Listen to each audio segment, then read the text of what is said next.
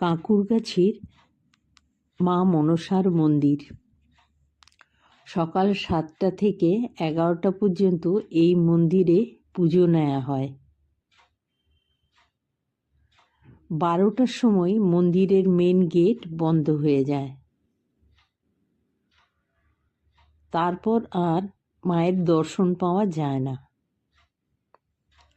বিকেল 4টে থেকে 6টা পর্যন্ত মন্দির খোলা থাকে মায়ের দর্শনের জন্য,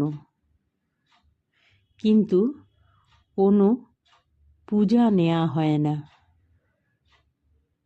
ভক্তরা ধূপ এবং মোমবাতি দিয়ে প্রণাম করে যান। রবিবার মা মনসার মন্দির সম্পূর্ণ বন্ধ থাকে। কাঁকুরগাছির এই মা মনসার মন্দিরে বহু দূর দূরান্ত থেকে মানুষজন পুজো দিতে আসেন।